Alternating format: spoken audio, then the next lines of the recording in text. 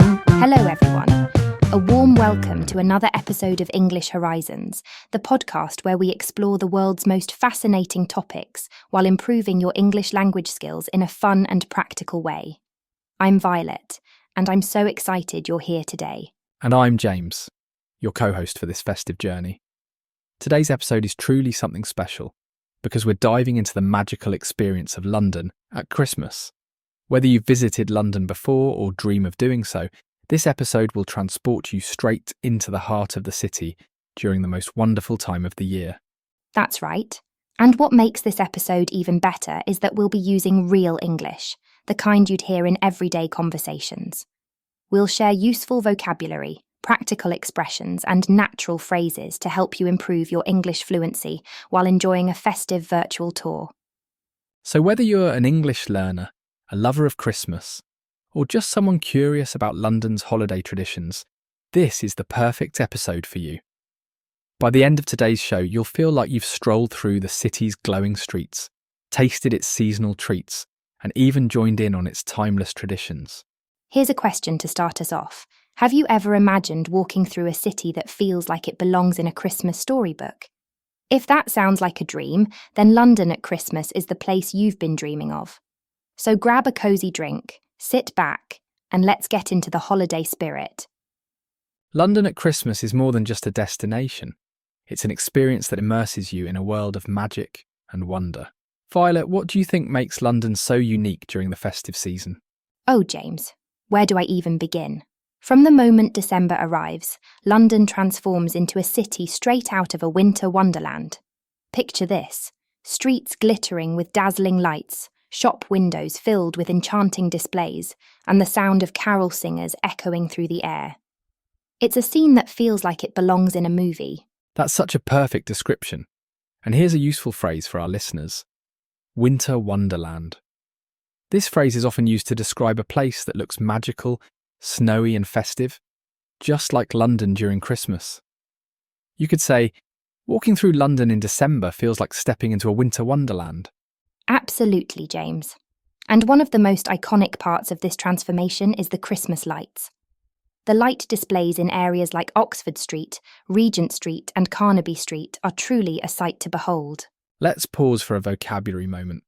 The word iconic means something that is famous and representative of a particular place or idea. For example, the Christmas lights in Regent Street are iconic because they symbolise London's festive spirit. That's a great explanation, James. And speaking of Regent Street, the Angels in the Sky display is breathtaking.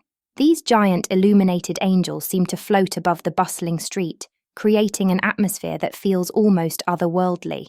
And don't forget Carnaby Street. Every year their light displays have a unique theme, which makes it a must-visit spot for anyone exploring London at Christmas. Last year's theme was inspired by musical legends, and it was a huge hit. Another place that shines during the holidays is Covent Garden. They have a massive Christmas tree in the square, beautifully decorated with baubles and lights. It's the perfect spot for a festive photo, especially with the historic market buildings in the background. Let me introduce another useful word here: bauble. A bauble is a small decorative ornament that's typically hung on a Christmas tree. You might hear someone say, "We're decorating the tree with baubles and fairy lights this evening." Speaking of trees, James, have you ever been to Trafalgar Square during Christmas? Oh yes, the Christmas tree in Trafalgar Square is not just a tree. It's a symbol of friendship and gratitude. Every year since 1947, Norway has gifted this tree to London as a thank you for Britain's support during World War II. Isn't that such a touching tradition? The tree itself is usually a towering Norwegian spruce, and it's decorated in a simple yet elegant style, reflecting Scandinavian design. Here's a useful word for our listeners: tradition. A tradition is something that people or groups of people do regularly, often passed down through generations. For example, exchanging gifts on Christmas morning is a cherished tradition in many families. And if you visit Trafalgar Square during December, you'll also get to experience the carol singers. Groups of singers gather around the tree to perform classic Christmas carols, and it creates such a joyful and festive atmosphere. Now let's move on to Christmas markets, one of the most exciting parts of London during the festive season. Violet, do you have a favourite market? That's a tough choice, James, but I'd say Winter Wonderland in Hyde Park is the ultimate Christmas market experience. It's not just a market, it's a full-on Christmas festival. You've got everything from food stalls and gift shops to thrilling rides and live entertainment. Absolutely. And here's a great word for our listeners: stall. A stall is a small shop or booth, often found in markets where vendors sell items. You might hear someone say, "I bought a handmade candle from a stall at the Christmas market." Another fantastic market is the one at the South Bank Centre. Located along the River Thames, it offers a more relaxed atmosphere with stunning views of the city's skyline. Plus, the stalls there often feature unique handmade gifts. And if you're looking for a market with a creative twist, Greenwich Christmas Market is the place to go. It's smaller, but packed with one-of-a-kind items made by local artisans. I love that you can enjoy a cup of hot chocolate or mulled wine while strolling through the markets. It's such a cosy and festive experience. Let's explain the word cosy. It means warm, comfortable, and inviting. For example, sitting by the fire with a cup of tea feels so cosy on a cold winter night. James, what's a Christmas activity that you think everyone should try at least once in London? That's easy. Ice skating. London has some of the most iconic ice rinks during the holiday season. My favourite has to be Somerset House. Skating there feels magical, especially with the grand architecture surrounding the rink and festive music playing in the background. Another incredible spot is the ice rink at the Natural History Museum. The rink is nestled in front of the museum's stunning facade, and the twinkling fairy lights make it feel like you've stepped into a postcard. And let's not forget about Hampton Court Palace. Skating with a historic royal palace as your backdrop is an experience that combines history with holiday fun. Here's a vocabulary tip. The word facade refers to the front of a building, often the most decorative or impressive part. For example, the museum's facade was beautifully illuminated for the holidays. Now, James, let's talk about one of the best parts of Christmas: food. London at Christmas is a paradise for food lovers, don't you think? Oh, absolutely, Violet. The city is bursting with festive flavours, and there's something for everyone. One of the most iconic Christmas treats in Britain is the mince pie. These small, round pastries are filled with a mixture of dried fruits, spices, and sometimes a dash of brandy. They're so delicious. And here's a little fun fact for our listeners. Despite the name, mince pies don't contain meat anymore. In the past they did, but now they're purely sweet. You'll find them everywhere during the holiday season, from supermarkets to bakeries and even in Christmas markets. That's such an interesting bit of history. Another festive favourite has to be mulled wine.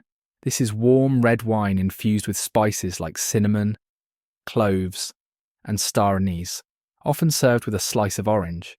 It's perfect for warming you up on a chilly evening as you explore the Christmas lights or markets.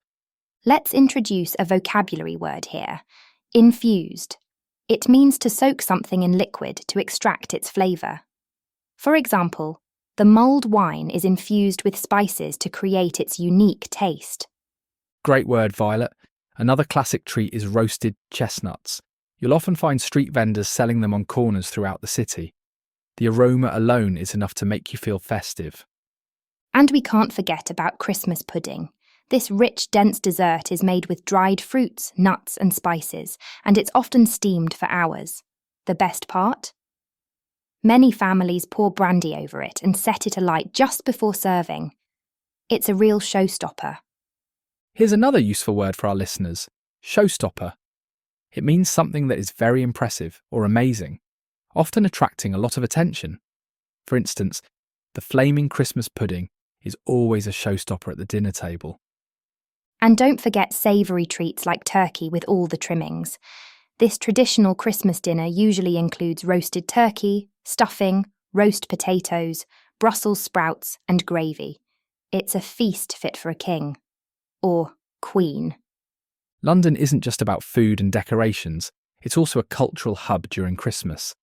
The city comes alive with performances and events that are perfect for getting into the holiday spirit. That's so true. One of the highlights is the Nutcracker ballet, performed at the Royal Opera House. It's a beautiful story brought to life through music and dance, and it's a Christmas tradition for many families. And for a uniquely British experience, you have to check out a pantomime. These theatrical performances are filled with humour, music, and audience interaction. They're especially popular with kids, but adults love them too. Let's share a vocabulary word here: pantomime. It refers to a type of theatre performance, usually during Christmas, that involves comedy, music, and exaggerated acting. You might hear someone say, "The pantomime at the local theatre was hilarious this year." Another event you shouldn't miss is a carol service. Iconic locations like St Paul's Cathedral or Westminster Abbey host these beautiful services where choirs sing traditional Christmas carols. It's a moment of peace and reflection amidst the festive hustle and bustle. And don't forget about pop-up events like Christmas-themed movie screenings or festive afternoon teas in luxury hotels. London has something for everyone. Now let's bring it back to English learning. Celebrating Christmas is not just fun. It's also a great opportunity to practice your language skills.